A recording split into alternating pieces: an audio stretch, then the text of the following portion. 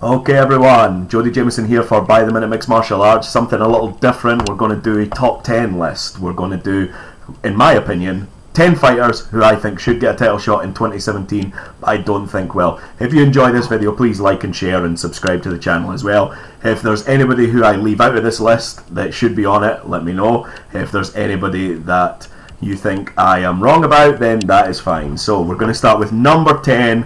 I've got Cain Velasquez at number 10. Now this is obviously injury permitting. If Cain can get fit, then he may get his opportunity.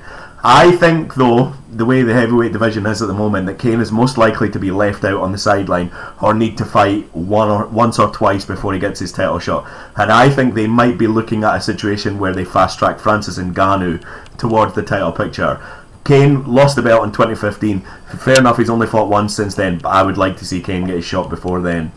Number 9 on this list is Megan Anderson. Now this is a strange one to pick someone who isn't actually signed to UFC, but the featherweight division at the moment on the women's side is obviously extremely weak.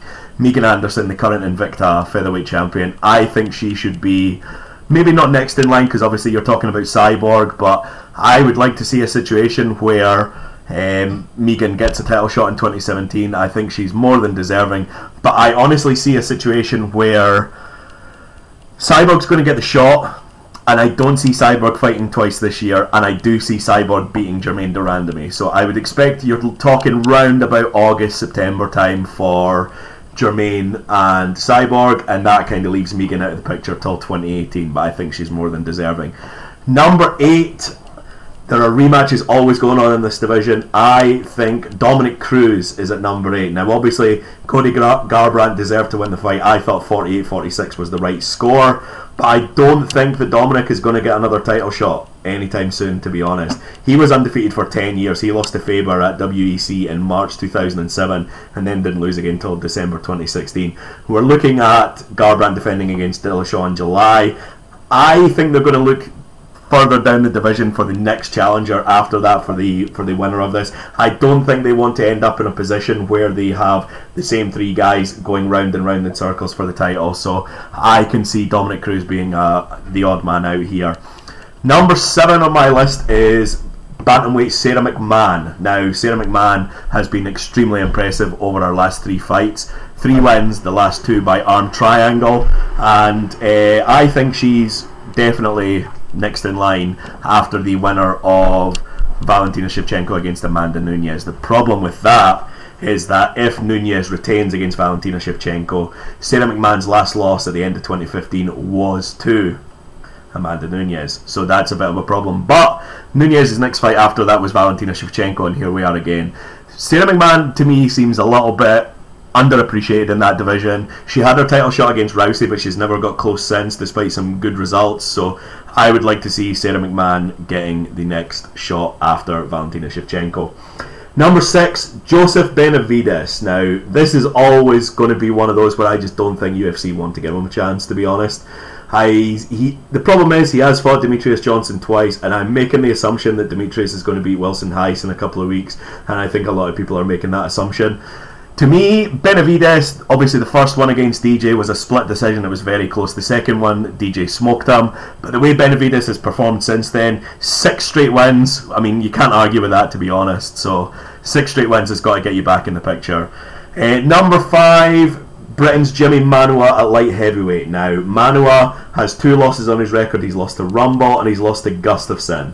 Now, after that performance at UFC London a couple of weeks ago, I would very much like to see the winner of Rumble and Cormier get Jimmy Manuwa in their next title defense. The more I think about it, the more I think that isn't going to happen. I actually see a situation where you're going to see the winner of Gustafsson and Teixeira face that winner down the line, and that's a little bit disappointing for Jimmy Manuwa, who his last 2 knockout performances against Ovin St. Preux and Corey Anderson have been fantastic. So, and the window is closing for Jimmy Manuwa. I think he's 38 years old, so it's got to happen pretty soon.